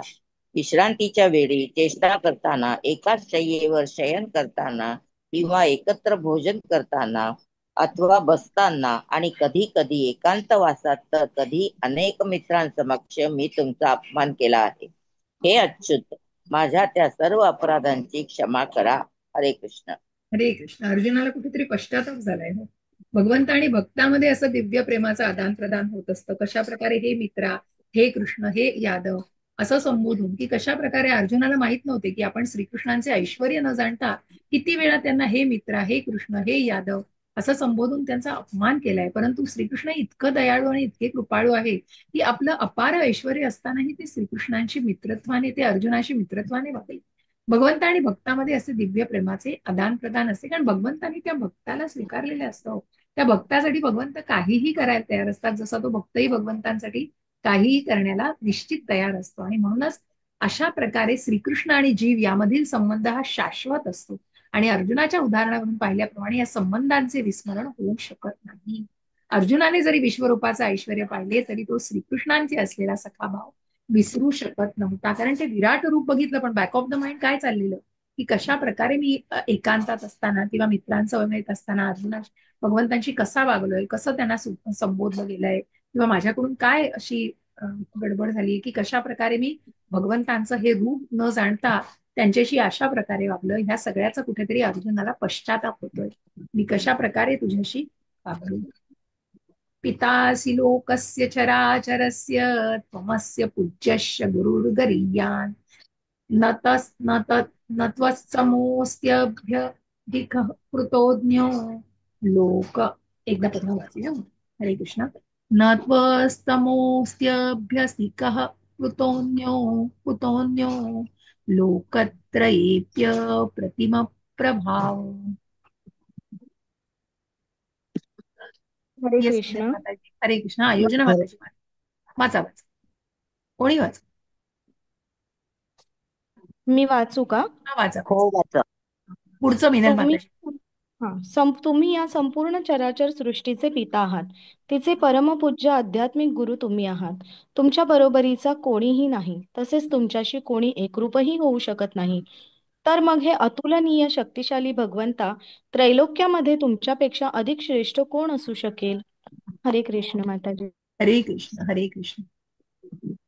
त्यामुळे अर्जुनाला पडलेला हा प्रश्न आहे की संपूर्ण चराचराचे पिता आहेत आणि तिचे परमपूज्य आध्यात्मिक गुरुही तुम्ही आहात. कारण या सृष्टीचे पिता, आपण जसं म्हटलं की भौतिक प्रकृती आहे आणि जसं हे आपण याला प्रधान म्हणतो, महत्त्व, हे या एक सेकंड. तर अशा प्रकारे हे जी प्रकृती आहे तिला भगवंत गर्भस्थ करून या जीवांची निर्मिती होती. आणि म्हणूनच भगवंत हे या सृष्टीचे पिता आहेत. जसं आधीच्याही श्लोकांमध्ये आपण म्हटलं की ब्रह्मदेव हे जरी पिता असले तरी सृष्टीचे बीज देणारे पिता कोण आहेत, ते भगवंत आहेत. आणि म्हणूनच भगवंतांच्या बरोबरीचा कोणीही नाही जे त्यांच्याशी एकरूपही होऊ शकत नाही. म्हणून जे अद्वैतवादी असतात ते द्वैतवादी आणि अद्वैतवादी हा जो संबंध आहे, की द्वैतवाद हा निश्चितच आपलं आयडेंटिटी वेगळी आहे, कोणी एकरूप होत नाही, कोणी भगवंत होऊ शकत नाही, किंवा प्रत्येकाची आयडेंटिटी म्हणून जीव हा ममई वांछो जीव लोके, भगवंतांचे अंश आहोत पण म्हणून भगवंत नाही. की मग इथे आपल्याला तो अचिंत्य भेद अभेद हे तत्व जे दिसतं, चैतन्य महाप्रभूंनी हे जास्तीत जास्त जाण्याचा प्रयत्न करायचा. कारण qualitatively we are like Lord but not quantitatively. आणि म्हणून कोणीही भगवंतांची बरोबरी करू शकत नाही. हे अतुलनीय शक्तिशाली भगवंता त्रैलोक्यामध्येही तुमच्यापेक्षा अधिक सोयीक्त कोण असू शकेल हा प्रश्न अर्जुनाला पडलेला आहे. आणि म्हणून अर्जुन म्हणतोय की कोणीही तुमची बरोबरी करू शकत नाही. आणि अशा प्रकारे आपण या काहींचे संदर्भ दिलेले आहेत. आधी मी 4थ्या अध्यायातला हा भगवंतांचा श्लोक दिलेला आहे की जन्म कर्मच मे दिव्यम. जे आपण बघितलं की भगवंतांचं जन्म आणि कर्म जो जाणतो तो भगवंतांना पूर्णपणे जाणू शकतो, तो भगवंतांना तत्वतः जाणू शकतो. कारण भगवंतांचं ज्ञान, बल, कर्म हे सर्व काही दिव्य आहे. भगवंत करतायत, कर्म करतायत, काय नाही केलं. नंदांच्या 9 लाख गायींचं रक्षण केलं भगवंतांनी, अर्जुनाच्या रथाचं सारथ्य केलं, अनेक आसुरांचा वध केला. नाही तर काय शक्य नव्हतं त्यांना. एका कुणाला आज्ञा दिली तरी भगवंतांची कितीतरी कार्य होऊन गेली असती. त्यांच्या जस्ट एका आज्ञेने ते सगळं घडलं असतं. परंतु तसं नाही, कारण भगवंत हे भक्त वत्सल आहे. आणि म्हणूनच भगवंत हे भक्तांच्या सान्निध्यामध्ये, सहवासामध्ये असतात. आणि म्हणून हे जो जाणतोय दिव्यपणे, हे दिव्य तत्व जे जाणतोय तो भगवंतांना तत्वतः जाणू शकतो. आणि तो पुन्हा या उलटून भगवंतांच्या या पुन्हा भौतिक प्रकृतीच्या जन्म मृत्यू जरा व्याधी चक्रामध्ये येणार नाही. चैतन्य चरितामृतामध्ये याला दुजोरा दिलेला आहे. एकले ईश्वर कृष्ण अर साब भृत्य. एकले ईश्वर कृष्ण अरे सब भृत्य. म्हणजे बाकी सगळं काय आहे तर इतर सर्वजण त्याचे सेवक आहेत. कृष्ण हेच केवळ ईश्वर आहे. आणि सर्वजण त्यांच्या आज्ञांचे पालन करीत आहेत. त्यांच्या आज्ञांचं कोणीही उल्लंघन करू शकत नाही. त्यांच्या अध्यक्षतेखाली सर्वजण त्यांच्या मार्गदर्शनानुसार कार्य करीत आहेत. आणि ब्रह्मसंहितेतही त्याचा संदर्भ दिलेला आहे. सर्व कारणांचे कारण हे भगवंत आहे. तस्मात् प्रणम्य प्रणिधाय कायं प्रसादयित्वा महनीशमित्यम् पितेव पुत्रस्य सखेव सख्युः प्रियः प्रियार्हसि प्रियायार्हसि देव सोड. हरे कृष्ण. हरे कृष्ण. प्रत्येक जीवाचे आराध्य परमेश्वर तुम्हीच आहात. मी साष्टांग प्रणिपात करून तुमच्याकडे कृपा याचना करीत आहे. ज्याप्रमाणे पिता आपल्या पुत्राचा उर्मटपणा सहन करतो, किंवा एखादा मित्र दुसऱ्या मित्राचा उद्धटपणा सहन करतो, किंवा पत्नी आपल्या पतीचा उद्दामपणा सहन करते, त्याप्रमाणे कृपया मी केलेल्या अपराधांची मला क्षमा करा. हरे कृष्ण. श्रीकृष्ण आणि अर्जुनामध्ये हा जो सख्य भाव आणि मित्रत्वाचा संबंध आहे. आणि म्हणून अर्जुन त्याच भावनेने कुठेतरी भगवंतांना सांगू इच्छित आहेत की ज्याप्रमाणे पिता पुत्राचं, पती पत्नीचं किंवा स्वामी सेवकांचे अपराध सहन करतात, त्याचप्रमाणे श्रीकृष्णही भक्तांचे अपराध सहन करतात. आणि म्हणून तू मला समजून घे आणि मला क्षमा कर, असं अर्जुन भगवंतांना विनवतो आहे. अदृष्टपूर्वं ऋषितोऽस्मि दृष्ट्वा भयेनश्च प्रव्यथितं मनो मे तदेव मे दर्शय देवरूपं प्रसीद देवेश जगन्निवास. हरे कृष्ण. पुष्पलता माताजी. पूर्वी मी कधीही न पाहिलेले विश्वरूप पाहिल्यानंतर आनंदित झालो आहे, परंतु त्याचबरोबर भयाने माझे मन व्याकुळ झाले आहे. म्हणून हे देवादिदेव, हे जगन्निवास, कृपया माझ्यावर प्रसन्न व्हा आणि तुमचे पुरुषोत्तम भगवान रूप प्रकट करा. हरे कृष्ण. हरे कृष्ण. अर्जुन भयभीत झालेला आहे आणि म्हणूनच भगवंतांना त्यांनी त्यांचं विराट रूप पाहून झाल्यावर आपल्या निर्भेळ मित्रप्रेमामुळे श्रीकृष्णांप्रती केलेल्या अपराधांबद्दल त्याला भय वाटत आहे. कारण श्रीकृष्णांबरोबर असताना वाटेल तसं तो वागलाय. कारण ही डिडंट रिअलाइज की ते काय आहेत आणि काय त्यांचं विराट रूप बघितल्यानंतर त्याला जाणवलेलं आहे की आपण कशा प्रकारे त्यांचा अपमान केलेला आहे, कधी त्यांच्या बरोबरीने वागलेलो आहोत. आणि म्हणून जरी त्याला भयभीत होण्याचे कारण नसले तरी तो भयामुळे अतिशय व्यथित झालेला आहे. यास्तव अर्जुन श्रीकृष्णांना चतुर्भुज नारायण रूप धारण करण्याची विनंती करत आहे. कारण श्रीकृष्ण कोणतेही रूप धारण करू शकतात. आणि ज्याप्रमाणे या प्राकृत जगत हे तात्पुरते आहे, त्याप्रमाणे विश्वरूपही भौतिक आणि तात्पुरते आहे. That is a temporary incarnation. तिथेच कुरुक्षेत्रावरती त्या रथावरती आरूढ असलेले भगवंत, तिथेच भगवंत अर्जुनाला विराट रूप दाखवत आहे. म्हणून ते कुठेतरी तात्पुरतं आहे. त्याला कुठली त्याचं पूजनीय नाही केले जात. कारण ते भगवंतांचं रौद्र, तिथे कुठेही माधुर्य रस नाही. भगवंत हे कशा प्रकारे भक्त वत्सले आहेत आणि त्यांचं जे हे रूप आहे हे अकराळ विक्राळ आणि रौद्र रूप आहे. आणि म्हणूनच इथे भगवंत म्हणतात आध्यात्मिक जगतामध्ये असंख्य वैकुंठ लोक आहेत. प्रत्येक लोकामध्ये श्रीकृष्ण आपल्या विस्तारित रूपाद्वारे निरनिराळी नावे धारण करून वास करतात. या प्रकारे अर्जुनाने वैकुंठ लोकातील नारायण रूप पाहण्याची इच्छा प्रकट केली. अर्थात प्रत्येक वैकुंठ लोकामध्ये नारायण चतुर्भुज रूप धारण केलेले असतात आणि ज्यांच्या हातामध्ये शंख, चक्र, गदा आणि पद्म म्हणजेच कमळ असतं. ज्या ज्या प्रकारे नारायणही शंख, चक्र, गदा आणि पद्म धारण करतात त्यानुसार भगवान नारायणांना विविध प्रकारची नावे देण्यात आलेली आहेत. ही सर्व श्रीकृष्णांचीच रूपे आहेत आणि म्हणून अर्जुन श्रीकृष्णांचे चतुर्भुज रूप पाहण्याची इच्छा व्यक्त करत आहे. कारण भगवंत त्या रूपामध्ये प्रकट होऊ शकतात. तिथल्या तिथे ही भगवंतांना अर्जुनाला याची पूर्णपणे खात्री होती आणि त्याचप्रमाणे जे अर्जुनाला वाटत होतं ते त्यांनी त्याच्या मनातलं सांगितलं आणि त्यांनी चतुर्भुज रूप दाखवण्याची इच्छा व्यक्त केली. किरीटं गदिनं चक्रहस्तमिच्छामि त्वां द्रष्टुमहं तथैव तेनैव रूपेण चतुर्भुजेन सहस्रबाहो भवद्विश्वमूर्ते. हरे कृष्ण. कृष्णा, हे विश्वमूर्ते, हे सहस्त्रबाहो भगवान, मस्तकावर मुकुट धारण केलेले आणि शंख, चक्र, गदा, पद्मधारी तुमचे चतुर्भुज रूप मी पाहू इच्छितो. तुम्हाला त्या रूपामध्ये पाहण्यासाठी मी आतुर झालो आहे. हरे कृष्ण. हरे कृष्ण. आणि म्हणून भगवंतांचं जे चतुर्भुज रूप आहे, शंख, चक्र, गदा, कमळ धरलेलं, हे रूप प्रकट करण्याची अर्जुन भगवंतांना विनंती करतोय. तो भगवंतांना दिव्य नारायण रूप प्रकट करण्याची विनंती करीत आहे. श्रीकृष्ण हे स्वयं आदिपुरुष भगवान आहेत आणि इतर सर्व अवतारांचा त्यांच्यापासून उगम होतो. या श्रीमद भागवताच्या विधानाला या श्लोकामध्ये स्पष्ट दुजोरा देण्यात आलेला आहे. ते कुठल्याही, कारण भगवंतांच्या ज्या शक्ती आहेत त्यांनी भगवंतांच्या या शक्तीने भगवंत सूक्ष्मही होऊ शकतात आणि अगदी बलाढ्यही होऊ शकतात. भगवंत लहानही होऊ शकतात, मोठेही होऊ शकतात, जवळही असतात, दूरही जातात. या भगवंतांच्या शक्तीद्वारे त्यांना शक्य आहे आणि म्हणून ते आपल्या विस्तारित रूपांपासून भिन्न नाहीत आणि असंख्य रूपातील कोणत्याही रूपांमध्ये ते परमेश्वरच असतात. या सर्व रूपांमध्ये ते एखाद्या युवकाप्रमाणेच नवयुवक असतात, चिरतरुण. आणि म्हणून 4थ्या अध्यायात आपण जेव्हा अर्जुन भगवंतांना विचारतो की तुम्ही सूर्यदेव विवस्वानांना ही गीता सांगितली तेवढ्या 120 दशलक्ष वर्षांपूर्वी, मग आत्ताही तुम्ही तसेच आहात आणि मग तेव्हाही तसेच होतात, मी कुठे होतो तेव्हा. मग अशा प्रकारे जे कायम भगवंतांचं जे रूप आहे, चिरतरुण असं भगवंतांचं रूप आहे, कारण ते भगवंतांचे शाश्वत रूप आहे. आणि म्हणून जो श्रीकृष्णांना जाणतो तो भौतिक प्रकृतीच्या संसर्गातून तात्काळ मुक्त होऊ शकतो. कारण भगवंत हे आध्यात्मिक आहे, ते जाणताय तो सगळं, की तुम्ही कोण होतात आधी आणि तुमचं या जन्मात कोण होतात हे भगवंत जाणताय. परंतु आपण हे जाणू शकत नाही. आपला शरीर आत्मा हवे. भगवंत सांगतायत पुढे अर्जुनाला, की अर्जुनाने विचारल्यानंतर की कशा प्रकारे या विस्तारित रूपापासून, कारण इथे स्तुती करते अर्जुन भगवंतांच्या या विराट रूपाची स्तुती करून भयभीत झालेला आहे आणि व्याकुळतेने भगवंतांना सांगतोय की तुम्ही मला चतुर्भुजाधारी रूप दाखवा. श्री भगवान वाच मया प्रसन्नेन तवार्जुन यदं रूपं परं दर्शितमात्मयोगात् तेजोमयं विश्वमनन्तमाद्यं यन्मे त्वदन्येन न दृष्टपूर्वम्. हरे कृष्ण. हरे कृष्ण.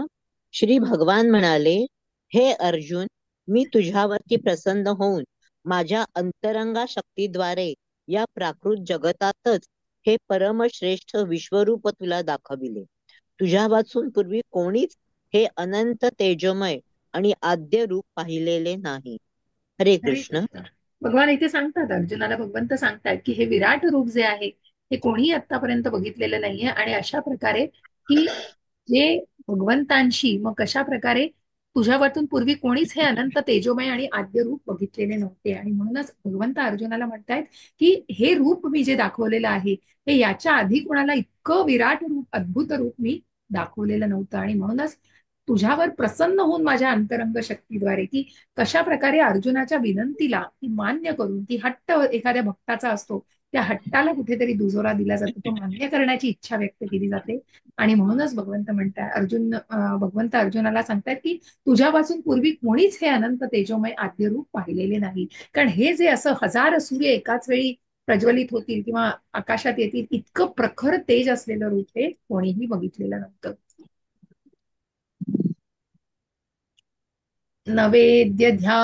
नवेज्ञाध्ययनैर्न दानैर्न च क्रियाभिर्न तपोभिरुग्रैः एवं नृपः शक्य अहं नृलोके द्रष्टुम त्वदन्येन कुरु प्रवीर. हरे कृष्ण. हरे कृष्ण. हे कुरुप्रवीर, तुझ्यापूर्वी माझे हे विश्वरूप कोणीही पाहिले नव्हते. कारण वेदाध्ययनाने, यज्ञाने, दानाने, पुण्यकर्म करण्याने किंवा उग्र तप करण्याने मला विराट रूपात या भौतिक जगतामध्ये पाहणे शक्य नाही. पाहणे हरे शक्य कृष्ण. नाही भौतिक जगतामध्ये. हरे कृष्ण. की विराट रूप हे भौतिक जगतामध्ये कोणी उठलाय सोमाजुमा आणि सांगितलं मला विश्वरूप दाखवा म्हणून त्याला विश्वरूप नाही मिळत.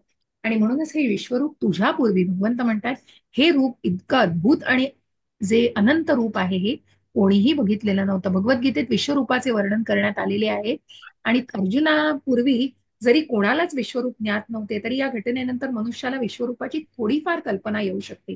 जे वास्तविकपणे दैवी आहेत ते भगवंतांचे विश्वरूप पाहू शकतात. परंतु श्रीकृष्णांचा विशुद्ध भक्त झाल्यापासून मनुष्य दैवी होऊ शकत नाही. तथापि जे भक्त दैवी प्रकृतीमध्ये आहेत त्यांना जीवसृष्टी आहे जे भगवंतांचे विश्वरूप पाहण्यास उत्सुक नसतात. पूर्वीच्या श्लोकामध्ये वर्णन केल्याप्रमाणे अर्जुनाने भगवान श्रीकृष्णांचे चतुर्भुजधारी रूप पाहण्याची इच्छा प्रकट केली आणि वास्तविकपणे विश्वरूप पाहून तो भयभीत झाला आहे. की कशा प्रकारे त्याला हे रौद्र रूप काढून त्याला भगवंतांचं नारायण आणि वैकुंठातलं रूप सुद्धा बघण्याची ही तातडीने गरज आहे. कारण त्याला ते खूप भयावह वाटत आहे तिथले कशा प्रकारे त्या वातावरणामध्ये त्याला तशा प्रकारची फिलिंग्स येत आहेत आणि तशा प्रकारे तो विश्वरूप पाहून तो भयभीत झालेला होता. म्हणून अर्जुनाने भगवंतांना या सगळ्याची विनंती केलेली आहे.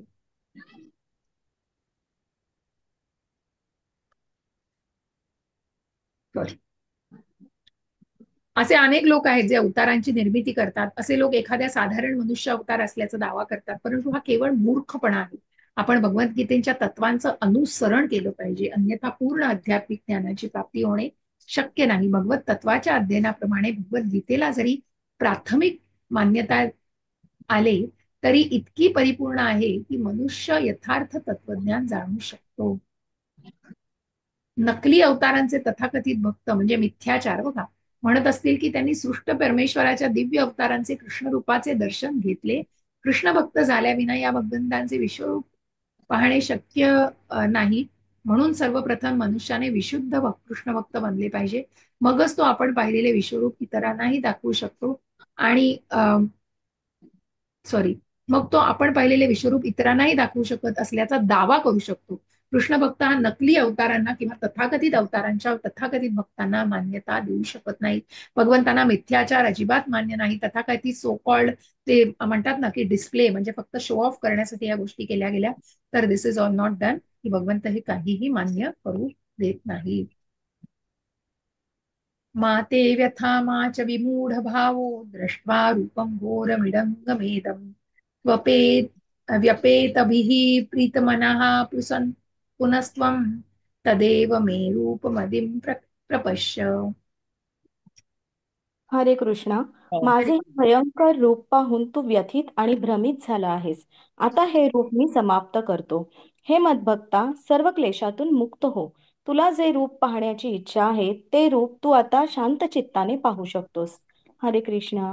भगवंत अश्युरन्स देत आहेत अर्जुनाला की काही काळजी करू नको. तुला जे रूप बघायचं आहे ते आता तू बघू शकतोस. भक्त हे सदैव की अर्जुनाला हे दृश्य दाखवण्याचे कारण म्हणजे भक्त हे सदैव शांत चित्त असतात आणि अशा भयंकर कृत्य ते करू शकत नाहीत. म्हणून त्यांना ते स्वतः सात्विक म्हणजे अर्जुन हा दैवी प्रकृतीचा असल्यामुळे त्याच्या मनात छल कपट कोणाला मारणं ह्या सगळ्या गोष्टी नव्हत्याच.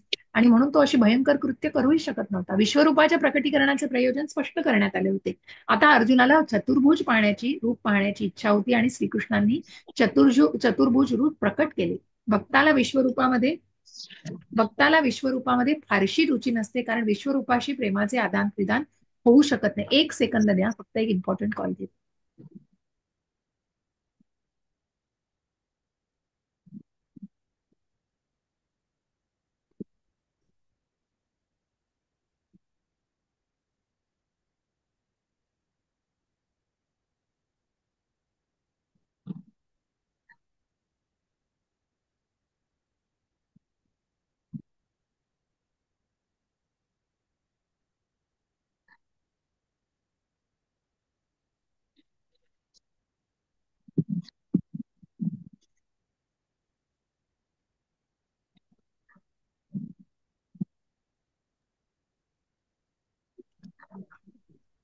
भक्ताला एकतर आपला भक्तिभाव आदरपूर्वक भगवंतांना अर्पण करावयाची इच्छा असते किंवा श्रीकृष्णांचे द्विभुज रूप पाहण्याची इच्छा असते, जेणेकरून तो भगवंतांशी प्रेमभक्तीचा आदान प्रदान करू शकेल. आणि म्हणून ज्या चतुश्लोकी गीतेमध्ये आपण भगवंतांनी बघितलं की तेषाम सततयुक्तानां भजतां प्रीतीपूर्वक, आणि म्हणून भक्त भगवंतांना प्रीतीपूर्वक, भगवंतांना दुसरं काय हवं, पत्रम पुष्पम फलम तोयम योमे भक्त्या प्रयच्छती, एका भावाने प्रेमाने, तो भाव आहे ना तो प्रेम भक्तीचा भाव आहे. भगवंतांना काही छप्पन भोग नकोयत आणि एवढं सगळं अन्न सगळं देतायत, भगवंतांनी प्रेमाने मान्य करतायत सगळं, पण भगवंतांना कशाची अपेक्षा नाही. जो गरीबातली गरीब मनुष्य सुद्धा भगवंतांना प्राप्त करू शकतो आणि जे त्यांना अर्पण करायचं असेल ते मनापासून करू शकतो. म्हणून ती गोष्ट त्या दिवशी प्राण चैतन्य प्रभूजींनी सांगितली की म्हणतात ना ते मानसिक, म्हणजे त्यांनी मनातून सगळं अर्पण केलं भगवंतांना आणि तेही भगवंतांनी स्वीकार केलं की विष्णूंबरोबर विष्णू बसले होते लक्ष्मींबरोबर आणि तिथे त्यांनी सांगितलं हा भक्त मला सगळं म्हणतात ना मानस पूजा सगळं, तर सगळं मानसपणे अर्पण करत होता. आणि त्यांनी ती खीर केली आणि ती खीर गार झाली का नाही बघण्यासाठी त्यांनी त्याच्यात बोट घातलं आणि त्याला खरंच चटका बसला आणि त्यांनी नंतर बघितलं तर त्याच्या बोटाला चटका बसलेला. म्हणजे इतकं तुम्ही ते करू शकता आणि तशा प्रकारे भगवंतांशी एकनिष्ठ म्हणजे भगवंतांशी जोडले जाऊ शकता आणि त्याप्रमाणे भगवंतांची ते आदान प्रदान होऊ शकतं आणि ते भक्ताचंच होऊ शकतं, ते भगवान रूपाशीच होऊ शकतं. चतुर्भुज रूप प्रकट केलं भगवंतांनी, पण भगवंत भक्ताला विश्वरूपामध्ये फारशी रुची नसते आणि विश्वरूपाशी तो आदान प्रदानही करू शकणार नाही, कारण ते टेम्पररी आणि ते अतिशय रौद्र आहे. हो, ते अतिशय उग्र रूप आहे. त्या उग्र रूपाला तर कधीच बघू शकत नाही. भक्ताला भगवंतांचं श्याम मोहक असं रूप बघायचंय, म्हणून त्याला द्विभुज रूपधारी बघण्याचीच इच्छा असते, कारण भक्त हा भगवंतांच्या द्विभुजधारी रूपालाच जोडलेला असतो. हे सगळं बघून संजय धृतराष्ट्राला सांगताय, प्रत्येकाचं वर्णन संजय करतातच येतो. इत्यर्जुनं वासुदेवस्थथोक्त्वा स्वकं रूपं दर्शयामास भूयः आश्वासयामास च भीतमेनं भूत्वा पुनः सौम्य वपुर्महात्मा. हरे कृष्णा. हरे कृष्ण. संजय धृतराष्ट्राला म्हणाला, भगवान श्रीकृष्णाने याप्रमाणे बोलून अर्जुनाला आपले मूळ चतुर्भुज रूप आणि शेवटी द्विभुज रूप प्रकट केले आणि भयभीत अर्जुनाला धीर दिला. हरे कृष्ण. हरे कृष्ण. भगवंतांनी अर्जुनाला धीर दिला. हो, की इथे म्हटलेलं आहे की सौम्य वपुहू हा शब्द अत्यंत महत्वपूर्ण आहे, कारण सौम्य वपुहू म्हणजे अत्यंत सुंदर रूप आणि हे रूप अत्यंत आकर्षक समजलं जातं. श्रीकृष्ण जेव्हा भूतलावर होते तेव्हा सर्व त्यांच्या रूपाकडे आकृष्ट झाले होते, कारण कृष्ण म्हणजेच आकर्षित करणारे. हो, श्रीकृष्ण, कृष्णाचा अर्थच आकर्षित करणारे. श्रीकृष्ण हे सृष्टीचे नियंता असल्या कारणाने त्यांनी आपल्या भक्ताचे अर्जुनाचे भय नाहीसे केले आणि त्याला आपले सुंदर रूप असे कृष्ण रूप दाखवले जे सर्वांना आकर्षित करते. ब्रह्मसंहितेत 5:38 मध्ये म्हटलंय की प्रेमांजन चुरित भक्ती विलोचनेनं, ज्या व्यक्तीने नेत्रामध्ये प्रेमाचं अंजन घातलेले, प्रेमांजन चुरित, की ज्या प्रेमाचं अंजन घातलेले त्यांना निश्चितच श्रीकृष्ण सुंदर रूप दाखवतात आणि तो भक्त ते बघू शकतो, कारण त्याला त्या प्रकारचं लोशन घातलं पाहिजे डोळ्यामध्ये आणि म्हणून प्रेमांजन, की त्या प्रेमाचं अंजन घातलं पाहिजे त्यांनी डोळ्यामध्ये, तरच तो भगवंतांना त्या भक्तीच्या माध्यमातून आणि अतिशय सुंदर असं भगवंतांचं रूप बघू शकतो. अर्जुन उवाच दृष्टेदं मानुषं रूपं तव सौम्यं जनार्दन इदानीमस्मि संवृत्तः सचेतः प्रकृतिं जगतः. हरे कृष्ण. हरे हरे कृष्ण. कृष्ण. हा. हा वाचा माता. हा, कोणी वाचा. अर्जुनाने जेव्हा श्रीकृष्णांना मूळ रूपामध्ये पाहिले तेव्हा तो म्हणाला, हे जनार्दन, हे अतिव सुंदर मनुष्य रूपाहून मी आता शांतचित्त झालो आहे आणि मी आपल्या पूर्वस्थितीवर आलो आहे. हरे हरे कृष्ण. मनुष्य रूप म्हणजे काय, तर स्पष्टपणे असं दर्शवतात भगवान हे मूळतः द्विभुजधारी आहे. ज्या द्वापार युगामध्ये अर्जुनासमोर ज्या भगवंत ज्या रूपामध्ये प्रकट झाले ते मनुष्य रूप आहे आणि भगवान अर्जुन हा भगवंतांच्या मनुष्य रूपाशीच निगडीत झालेला आहे.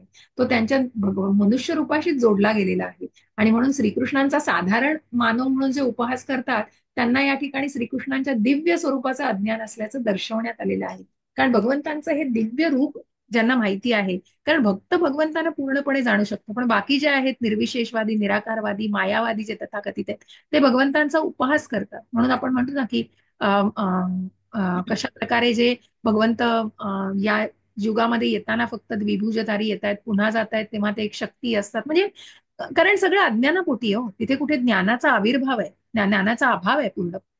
श्रीकृष्ण जर साधारण मनुष्याप्रमाणे असते तर त्यांना विश्वरूप दाखवणे शक्य झालं असतं का?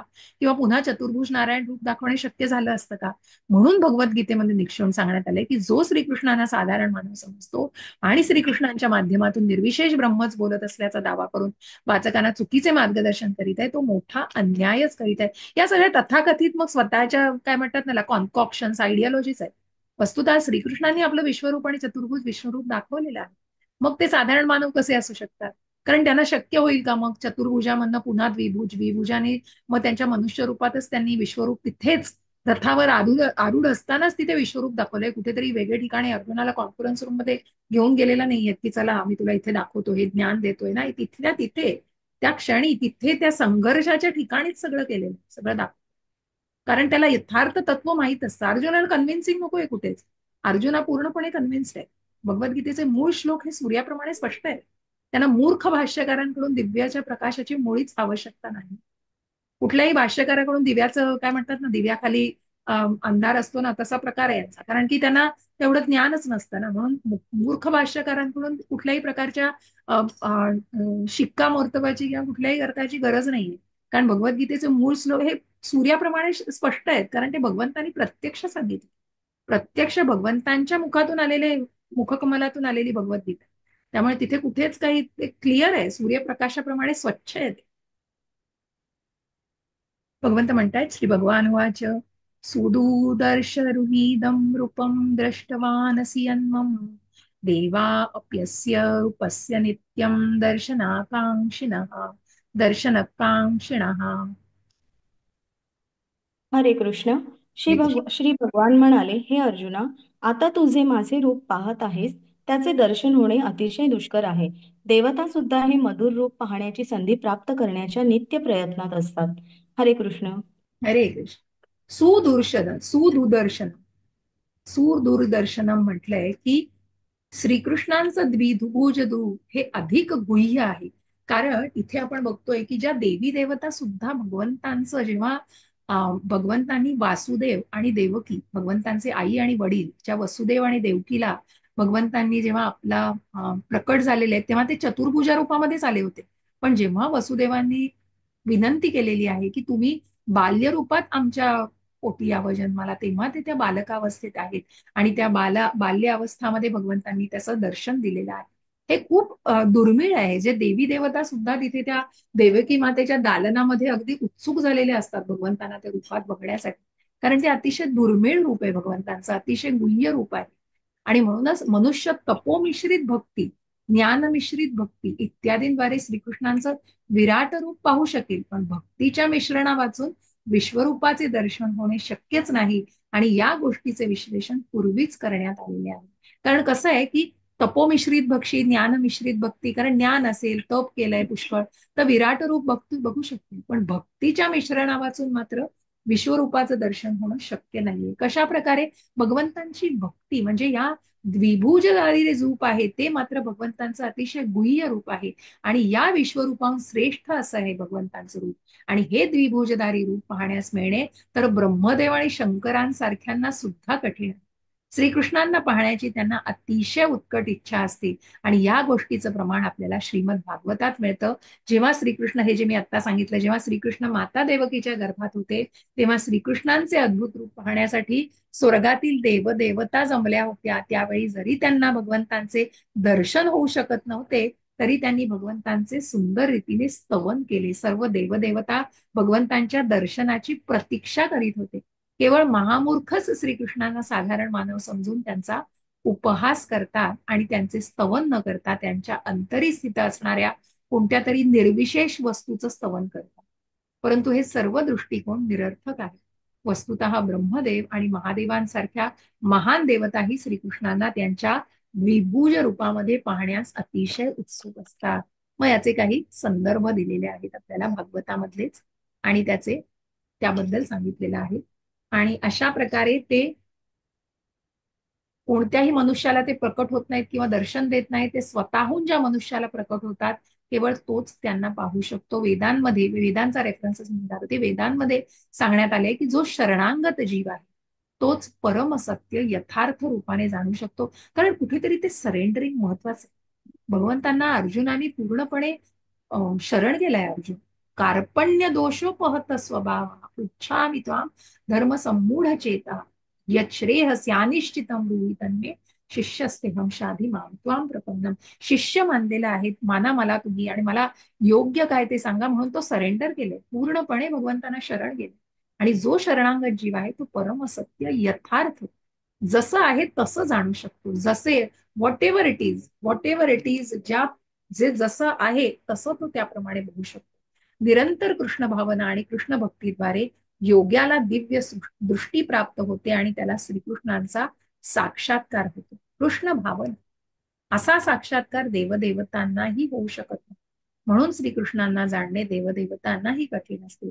आणि श्रेष्ठतर देवता सदैव श्रीकृष्णांना द्विभुज रूपात पाहण्याच्या प्रतीक्षेत असतात. याचा अंतिम निष्कर्ष असा आहे की हाच आहे की श्रीकृष्णांच्या विश्वरूपाचे दर्शन अत्यंत दुर्लभ असते आणि कोणत्याही मनुष्याला शक्य नसले तरी त्यांच्या साकार श्यामसुंदर रूपाचं दर्शन त्याहूनही अतिशय दुर्लभ आहे. कारण जे अर्जुनाला भगवंतांनी दाखवलं विश्वरूप ते यापुढेही कोणी बघू शकणारच नाही, तेही दुर्मिळ आहेच. पण त्याच्यापेक्षा जे श्रेष्ठ आहे ते द्विभुजधारी रूप आहे, ज्याला देवी देवता सुद्धा बघण्यासाठी उत्सुक आहे. जे ब्रह्म आणि ज्या महादेवांनीही भगवंतांची जी स्तुती केली आहे ती भगवंतांच्या द्विभुजधारी रूपावरच त्यांनी स्तुती केली आहे. आणि म्हणून भगवंतांना भक्त आणि भगवंत यांचा जो आदान प्रदान असतं हे भगवंतांच्या द्विभुजधारी रूपाशीच असतं. कारण भक्त हा भगवंतांच्या भगवान रूपाशी, मग आपण जेव्हा ब्रह्म परमात्मा आणि भगवान म्हणतो ते भगवान रूप हे भगवंतांचा अतिशय दुर्लभ आहे. नाहं वेदैर्न तपसा न दानेन चेज्जया शक्य एवं विधो द्रष्टुम दृष्टवानसि मां यथा. बघा कशाने शक्य आहे भगवंत सांगतायत. हरे कृष्ण. तुझ्या दिव्य चक्षुंद्वारे तू जे रूप पाहत आहेस ते केवळ वेदाध्ययनाने, कठोर तपाने, दानाने किंवा पूजेने जाणणे शक्य नाही. या साधनांद्वारे कोणीही मला माझ्या मूळ स्वरूपामध्ये पाहू शकत नाही. हरे कृष्ण. हरे कृष्ण. आणि भगवंत इथे सांगतायत अर्जुनाला जे भक्तिविहीन आहेत, जे नास्तिक आहेत, त्यांना हे रहस्य उमगणं अतिशय कठीण आहे. कारण की कशा प्रकारे द्विभुज चतुर्भुजानंतर द्विभुज रूप भगवंतांचं दाखवलेलं आहे. ज्या विद्वानांनी केवळ विद्यार्जन करण्याकरता किंवा व्याकरणात्मक दृष्ट्या वेदाध्ययन केले ते श्रीकृष्णांना जाणू नाही शकत. कारण का उद्दिष्टच वेगळं आहे ना. फक्त वेदांचा अभ्यास, फक्त अभ्यास करायचंय, पण तिथे श्रीकृष्ण मिसिंग आहे तर काय उपयोग आहे त्या अभ्यासाचा. वेद जाणले, शास्त्र वाचले, व्याकरणात्मक दृष्ट्या अगदी त्याचा सखोल अभ्यास केलेला आहे, पण तिथे कृष्णच मिसिंग आहे. मग त्या वेदाध्ययनाचा काय उपयोग. तसेच जे औपचारिकरित्या मंदिरामध्ये पूजन करण्यासाठी जातात ते सुद्धा श्रीकृष्णांना जाणू शकत नाही. कारण मग फक्त तिथे काय असतं, तिथे कुठेच आतून भावना नसते. तिथे फक्त डिस्प्ले म्हणजे काय म्हणतात ना त्याला, फक्त एक एक्झिबिट करण्यासाठी किंवा फक्त पूजन करण्यासाठी औपचारिकता फॉर्मॅलिटी म्हणून जायचंय. तिथे कुठेच जोडलं जात नाही हो भगवंतांशी. ते लोक नित्य नियमाने, पण जे लोक नित्य नियमाने मंदिरात जातात परंतु श्रीकृष्णाने यथार्थ रूपाने जाणू शकत नाहीत. कारण ते मंदिरामध्ये जातात, पूजा अर्चा करतात, पण सगळं मेकॅनिकल असतो. तिथे कुठेच तो भाव नसतो की जायचंय, करायचंय, हे सांगितलंय म्हणून करायचं आहे, पण तो भाव नसतो. तो भाव महत्वाचा आहे. आणि म्हणून पुढील श्लोकामध्ये भगवंत सांगतायत बघा की केवळ भक्ती मार्गानेच मनुष्य त्यांना जाणू शकतो. म्हणून भक्त भगवंतांच्या या द्विभुज रूपाशी का जोडला गेलाय, कारण की तो कनेक्ट होतो. आपण जेव्हा बघा, जेव्हा देवळामध्ये त्या मूर्ती समोर बघितल्यानंतर त्या मूर्तीत भगवंतांना बघितलं जातं प्रत्यक्ष त्यांचं. मग खूप कठीण आहे या सगळ्या. बऱ्याचदा प्रभूजींना जेव्हा नामनिष्ठ प्रभूजी बोलत असतात की अरे ये सब बिगिनर्स है हम लोग अभी, ये आंख से आंसू आता है वगैरे, हे सगळं आहे ते आपल्या मनातलं असतं सगळं. म्हणजे ते जोडलं जायला खूप वेळ लागतो. शेवटी जे आपले शुद्ध भक्त आहेत की जे भक्त निश्चितच, मग आपण भक्तीचे जे स्तर बघतो की मग कनिष्ठ अधिकारी, मध्यम अधिकारी आणि उत्तम अधिकारी. तो उत्तम अधिकारी प्रत्येकामध्ये देव बघत असतो. मग कनिष्ठ अधिकारी काय करत असतो, तो फक्त मंदिरात जातोय आणि देवालाच फक्त देव मानतोय. पण जो मध्यम अधिकारी असतो तो हळूहळू काय असतो, भक्तांमधल्या भक्तांच्या संपर्कामध्ये येतो. पण जो उत्तम अधिकारी असतो तो म्हणजे पापी लोकांमध्ये सुद्धा त्याला भगवंत दिसतायत, कारण तो सगळ्यांना समभावाने बघत असतो. असा उत्तम अधिकारी असतो. तो फक्त देवालाच पूजा नाही करते, तो प्रत्येकामध्ये परमात्मा बघतोय आणि निश्चितच तो भगवंतांना जोडलं जाण्याचा प्रयत्न करतोय प्रत्येकाला त्या निष्ठेने, आणि तोच एक उत्तम आध्यात्मिक गुरु बनू शकतो. आणि म्हणून ती भक्ती मार्ग, आणि म्हणून या भक्ताचा भगवंतांशी जोडलेला हा जो जे आदान प्रदान केलं जातं, आणि या भक्ताचा जो काय म्हणतात ना, भक्ताची जी भक्ती आहे, नामस्मरण आणि सेवेतून जी भगवंतांशी जोडलं जाण्याची जी क्रिया आहे, ती निश्चितच भगवंतांना या भक्ती योगानेच तू जाणणं शक्य आहे. भक्त्यात्मनन्यया शक्य अहमेव विधोर्जुन ज्ञातुं द्रष्टुं च तत्त्वेन प्रवेष्टुं च परन्तप. आपण आधीच्या श्लोकाचं वाचलं का? हो, वाचलंय ना, ठीक आहे. शेवटचा श्लोक. येस. हरे कृष्णा. येस निराल माताजी, वाचा. हे अर्जुना, योजना माता. मी जसा तुझ्या समोर उभा आहे तसे मला केवळ अनन्य भक्ती योगानेच जाणे शक्य आहे आणि या प्रकारे मला साक्षात पाहता येते. केवळ याच मार्गाने तू माझ्या रहस्यमय तत्वात प्रवेश करू शकतोस. हरे कृष्ण. हरे कृष्ण. हरे कृष्ण.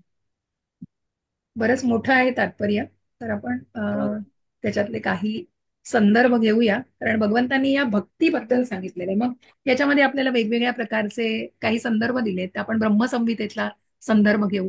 यस्यैकनिष्वत् कालमथावलंब्य जीवन्ति लोम विलजा जगदण्डनाथः विष्णुर्महान् स इह यस्य कला विशेषो गोविंदमादिपुरुषं तमहं भजामि.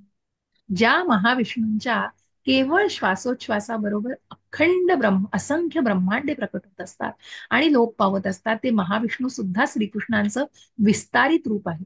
म्हणून मी सर्व कारणांचे कारण श्रीकृष्ण गोविंद यांना सादर वंदन करतो.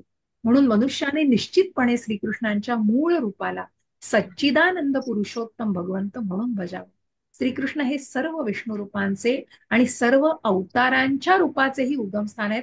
म्हणून भगवंत कृष्ण हे अवतार नाही तर अवतारी आहे.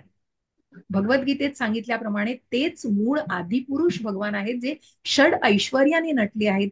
ज्या विष्णूंपासून जे त्यांचं सांगितलेलं आहे ना, तर माधुर्य लीला आणि जे वेणू माधुर्य, की अशा प्रकारे वेणू, ज्या बासरीचं माधुर्य जे भगवंतांचे वेणू माधुर्य त्याला म्हटलेलं आहे, ते विष्णूंपासून भगवंतांना वेगळं करतं. आणि म्हणूनच श्रीकृष्णांचं हे जे रूप आहे, हे पूर्ण विदस्य, की त्यांच्यापासून काहीही निर्माण झालं, की जे महाविष्णू सुद्धा, जे ज्यांच्या अनेक श्वासांमधून अखंड ब्रह्मांड निर्माण होत असतात, ते सुद्धा इन्कार्नेशन, कुठेतरी विस्तार, एक्सपान्शन आहे. कोणाचं? श्रीकृष्णांचं एक्सपान्शन आहे. हे आपल्याला गोलोकाचार्यमध्ये मी सांगितलं, की कशा प्रकारे अनिरुद्ध, संकर्षण, प्रद्युम्न आणि वासुदेव असे भगवंतांचे हे जे एक्सपान्शन्स आहेत, आणि त्याच्यातनं नारायण, मग कशा प्रकारे ते एक्सपान्शन, त्याचा एक चार्ट आहे जो मी तुम्हाला नक्की म्हणजे नीट विश्लेषित करून सांगेन, की कशा प्रकारे दुसऱ्या, मग त्या नारायणापासून पुन्हा, आणि मग संकर्षण जे आहे, त्या संकर्षणातून पुन्हा पुरुषावतार आलेले आहेत, जे महाविष्णू,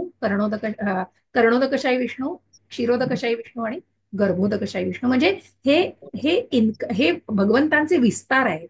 त्या विस्तारित रूपांना आपण पूर्णपणे मी तुम्हाला नीट सांगेन. तो चार्ट तो आहे माझ्याकडे, मी सांगेन.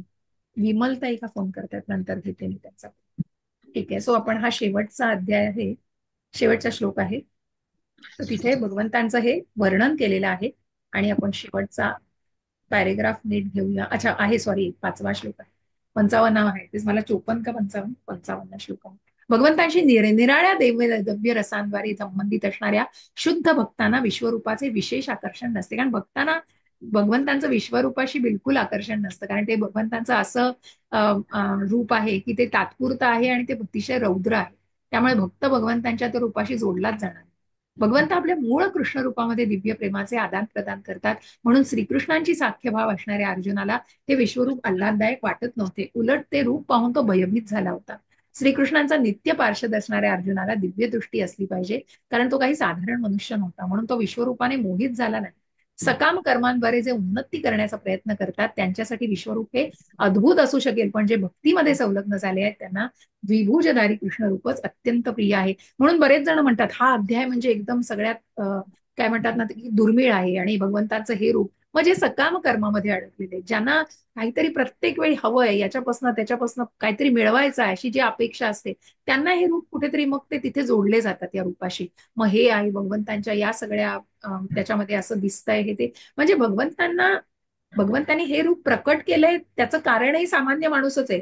कारण ही ते त्यांची ती सगळ्या दैवी त्यांचे दैवी अद्भुत असं रूप आहे त्यांचं, जे प्रकृतीमधनं या भौतिक प्रकृतीमध्ये प्रकट होण्याने कशा प्रकारे झालेत हे भगवंताने दाखवायचा प्रयत्न केलेला आहे. परंतु भक्त जो आहे ना, तो भगवंतांच्या या रूपाशी निगडीत होऊ शकत नाही. कारण ती जी रौद्रता आहे ती कुठेतरी वेगळी पडते याच्यातनं. कारण तिथे कुठेच माधुर्य नाही. कारण भगवंतांचे जे 5 रस आपण म्हणतो, शांत रस, माधुर्य रस, साख्य रस, दास्य रस आणि वात्सल्य रस, या 5 रसांद्वारे भगवंतांशी जोडलं जाते, आदान प्रदान केलं जातं. म्हणून हे जे रौद्र रूप आहे, हे जे उग्र रूप आहे, त्याच्याशी आदान प्रदान करणं शक्यच नाही. आणि म्हणून जे भक्तीमध्ये संलग्न झाले त्यांना द्विभुजधारी कृष्ण रूपच अत्यंत प्रिय आहे. मत्कर्म कृन मत्कर्म कृन्नत्परमो मद्भक्त संगवर्जितः निवैरः सर्वभूतेषु यस्स मामेति पांडव. हरे कृष्णा. हे अर्जुना, जो सकाम कर्म आणि तर्कवादाच्या संघातून मुक्त होऊन माझ्या विशुद्ध भक्तीमध्ये संलग्न होतो, जो माझ्या प्रित्यर्थ कर्म करतो, मला आपल्या जीवनाचे परम लक्ष्य मानतो आणि सर्व प्राणी मात्रांशी मित्रत्वाने वागतो, तो निश्चितपणे मला प्राप्त होतो. हरे कृष्णा. हरे कृष्ण. हे आई आधी भगवंतांनी सांगितलेलं आहे, मन्मना भव मद्भक्तो मद्याजिम्मा नमस्कुरु. त्यामुळे भगवंत म्हणतायत की तू मला तुझ्या मनाने आणि बुद्धीने पूर्णपणे शरण जा, आणि मग जे काही अर्पण करशील, इथेही भगवंत पुन्हा तो इथे संदर्भ आहे, पत्रम पुष्पम फलम तोयम योमे भक्त्या प्रयच्छति. जे काही अर्पण कराल ते अतिशय प्रेमाने आणि भक्तीच्या भावनेने अर्पण करायचं आहे. अशा प्रकारे ही कृष्ण भावना दृढ करायची आहे. तर यासाठी आपण एखादी संदर्भ घेऊया याच्यातला, आणि शेवटचा पॅरेग्राफ अजून. हे एकदम मोठं का झालंय माहित नाही, बघूया. सो आता सारांश आपण बघता येईल याच्यात ना, की अस्थायी विश्वरूप, सर्व भक्षक काळाचे रूप आणि चतुर्भुज विश्वरूप हे श्रीकृष्णांनी प्रकट केलेलं आहे. यावरून सिद्ध होत आहे की श्रीकृष्ण हेच सर्व रूपांचे उगमस्थान आहे. असे नाही की मूळचे विश्वरूप आहे आणि त्यापासून श्रीकृष्णांची आणि श्री विष्णूंची अभिव्यक्ती झाली. श्रीकृष्ण हे सर्व रूपांचे मूळ आहेत. कारण विश्वरूपही त्यांनीच प्रकट केलेलं आहे. द्विभुजधारीमध्ये पण आले आणि त्याच्या आधी चतुर्भुजधारी पण त्यांनीच केले. त्यामुळे मूळ कोण आहेत? भगवंतच आहेत होते. आणि त्या भगवंतांनी या रूपांमध्ये स्वतःला प्रकट केलेलं आहे. विष्णू रूपेही अगणित आहेत, परंतु भक्ताला श्रीकृष्णांच्या मूळ द्विभुजधारी श्यामसुंदर रूपा वाचून कोणतेही रूप महत्वाचे वाटत नाही. आणि म्हणून असे म्हटले, ब्रह्मसंहितेत म्हटले आहे की जे श्रीकृष्णांच्या श्यामसुंदर रूपावर प्रेमाने आणि भक्तीने अनिरुक्त झालेले आहेत,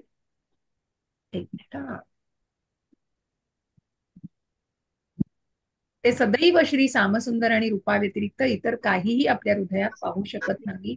11व्या अध्यायाच्या तात्पर्यावरून मनुष्याने हे जाणलं पाहिजे की कृष्णरूप हे परमश्रेष्ठ आणि महत्वपूर्ण आहे. अशा प्रकारे आपण या विश्वरूप दर्शन, या प्रकारे भगवद्गीतेच्या विश्वरूप दर्शन योग या 11व्या अध्यायावरील भाष्य संपन्न. अशा प्रकारे भगवंतांनी हे संदर्भ सुद्धा दिलेले आहेत, भक्तीचे संदर्भ, की भक्तीचा योग आपण पुढे भक्तीच्या योगातच जाणार आहोत. 12वा अध्याय भक्तीचाच योग आहे. आणि म्हणूनच आपण कशा प्रकारे या 11व्या अध्यायाच्या शेवटच्या तात्पर्यात हेच दिलेलं आहे की कशा प्रकारे भक्ताला, मग भक्त भगवंतांशी जे आदान प्रदान करतो, की जे तुम्ही वाचून काढाल, म्हणून तात्पर्य नक्की वाचा, की पूर्ण वाचलेलं नाही आपण, पण त्याचा जो संदर्भ आणि त्याचा सार म्हणून प्रत्येक श्लोकाचं जे विश्लेषण करण्याचा प्रयत्न आहे तो याचसाठी आहे, की संदर्भ नाही सगळे, तरी त्याचं जे गमक आहे, त्याचं जे मतितार्थ आहे त्याच्यातला, तो तुमच्यापर्यंत पोहोचवण्याचा प्रामाणिक प्रयत्न आहे. आणि म्हणूनच अशा प्रकारे द्विभुजधारी हे भगवंतांचं रूप हे अतिशय दुर्मिळ आहे, की कदाचित विश्वरूप दर्शन हे जे कोणी मानत असतील ते सकाम कर्मामध्ये असतील आणि त्यांना त्या रूपाशी कुठेतरी जोडले जातात. मग आपण पुढेही जाऊन बघू की अनेक असे भक्त आहेत की स्वतःला देव मानणारे आहेत, विश्वरूपाची पूजा करणारे आहेत. मग तिथे कुठेतरी फक्त सकामता, कारण त्या फळा वाचून त्यांना काही जमत नाही हो, त्यांना ते फळ हवंच असतं. कुठेतरी त्या फळां वाचून त्यांचं पुढे जाऊ शकत नाही गाडी, आणि म्हणून मी करतोय हे मला पाहिजे त्याच्यात, हे कुठेतरी जी भावना असते ती भावना कृष्ण भावना नाही जोपू शकत. म्हणून अशा प्रकारे जी कृष्ण भावना जोपासतात आणि जे भक्तीच्या माध्यमातून भगवंतांशी जोडले जातात ते रूप भगवंतांचं द्विभुजधारी. ठीक आहे, तर पुढचा अध्याय खूप सुंदर आहे. असाच अध्याय खूप छोटा आहे पण तितकाच तो खूप गहन आहे अतिशय, आणि अतिशय सुंदर आहे, अतिशय सुंदर आहे. म्हणजे आपण बघतोच की प्रत्येक अध्याय तितका सुंदर आहे. पण 12व्या अध्यायातली जी भक्तीचा प्रत्यक्ष की तमे भक्त प्रिया, की कशा प्रकारे तो भक्त मला प्रिय आहे, हे भगवंतांनी सांगितलंच आहे आणि भगवंतांनी सगळ्यांना स्वीकारलंय. मग भगवंत ऑप्शन देत आहेत, तुम्ही हे नाही करू शकत ते करा, ते नाही करू शकत हे करा.